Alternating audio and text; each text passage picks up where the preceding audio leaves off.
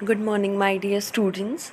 As you all know that हमने ए sexual reproduction के अंदर फीजन और फ्रेगमेंटेशन कर लिया था। फीजन प्रोसेस कैसे होती है और फ्रेगमेंटेशन प्रोसेस कैसे होती है, ठीक है। उसके अंदर हमने ये भी पढ़ा था कि कौन से ऑर्गेनिज्म के अंदर होती है और क्या प्रोसेस होती है रिप्रोडक्शन की कंप्लीट, ठीक है। सो नाउ 8.2.3 जो आपके उसमें टॉपिक दिया गया है एनसीईआरटी बुक में, रीजनरेशन, ठीक है। तो आज हम ये पढ़ेंगे कि रीजनरेशन क्या होता है और किस तरीके से फीजन और फ्रेगमेंटेशन की तरह जो ऑर्गेनिजम्स हैं वो रीजनरेशन की प्रोसेस से रिप्रोड्यूस करते हैं, ठीक है।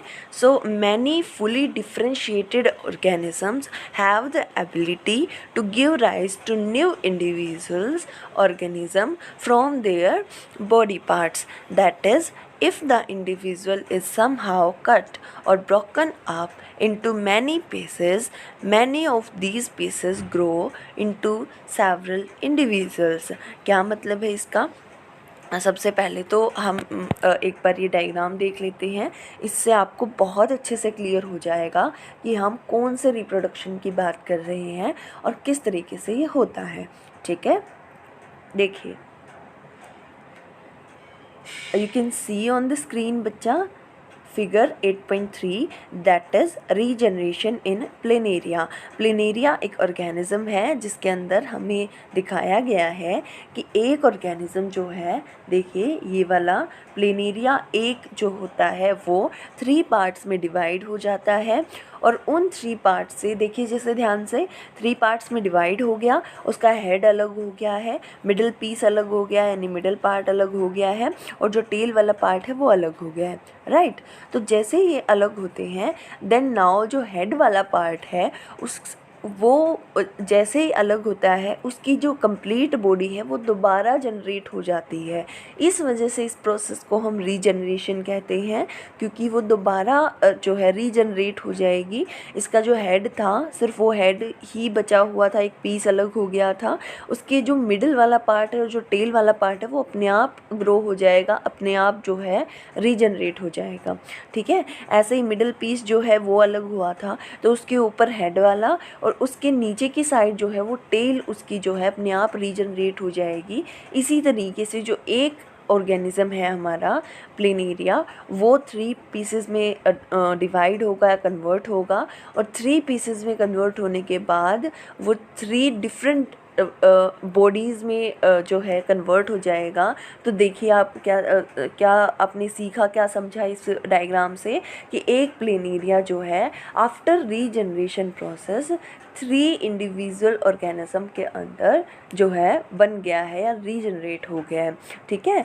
जैसे आप अभी ये पूछेंगे मैम जो लिजार्ड होती है यानी जो छिपकली होती है हमारे घरों में रहती है, मोस्टली हम क्या देखते हैं कि जैसे कभी उसकी पूँछ कट जाती है एक्सीडेंटली या किसी भी उससे, तो उसकी पूँछ जो है वो दोबारा जनरेट हो जाती है ना। तो क्या उसके अंदर भी रीजनरेशन पावर है?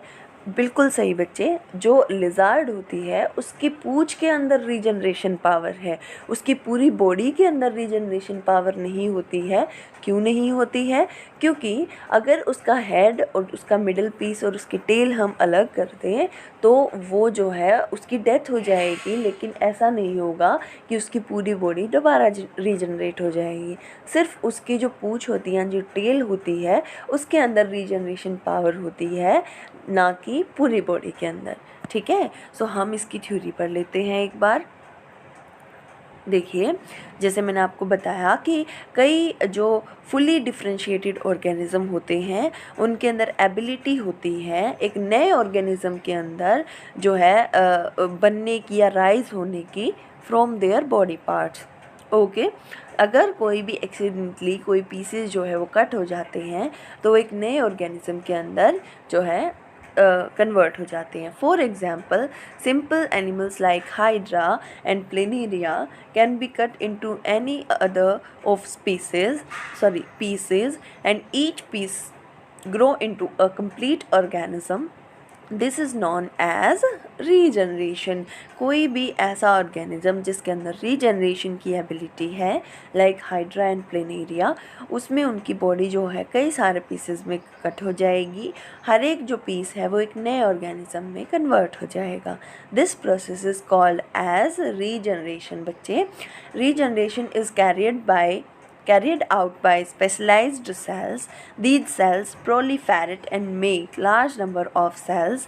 From this mass of cells, different cells undergo change to become various cell types and tissues. क्या मतलब है इसका बच्चे कि रीजनरेशन जो है वो किस तरीके से होती है, उनके लिए भी स्पेशलाइज्ड सेल होती हैं।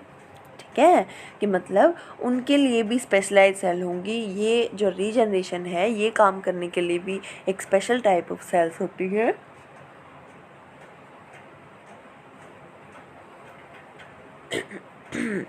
और ये जो सेल्स होती हैं बहुत सारे नंबर्स में होती हैं, एक कंप्लीट मास बना हुआ होता है इन सेल्स का, और ये चेंज होता है इनके अंदर जैसे ही, और ये कंप्लीट इसी तरीके से जो रीजनरेशन की प्रोसेस है वो कर पाती हैं।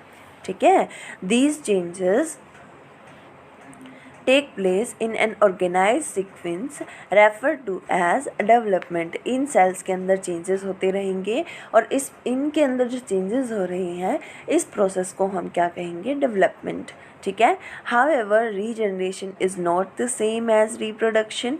रीजनरेशन जो है रिप्रोडक्शन से सेम नहीं है, since most organism would not be normally depend on being cut up to be able to reproduce. तो हर एक ऑर्गेनिज्म के पास रीजनरेशन की पावर नहीं होती या एबिलिटी नहीं होती।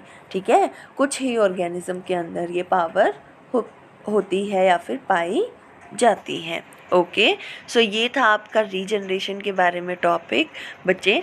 ओके, सो इसको आपको अच्छे से पढ़ना है, और अगर आपका कोई भी डाउट रहता है तो आप मुझसे पूछिए। एंड प्लीज़ बच्चे आप साथ साथ अपना होमवर्क जो है वो करते रहिए। एसेक्सुअल रिप्रोडक्शन के नोट्स आपको खुद ही बनाने हैं और आपको बना के मुझे सेंड भी करने हैं। ठीक है, और ये देखिए जो डायग्राम आपको स्क्रीन पे शो किया गया है, ये डायग्राम भी आपको अपनी नोटबुक के अंदर ड्रॉ करना है बहुत ही सुंदर तरीके से, अच्छे तरीके से। ठीक है, इन द नेक्स्ट वीडियो हम बडिंग के बारे में डिस्कस करेंगे। Thank you.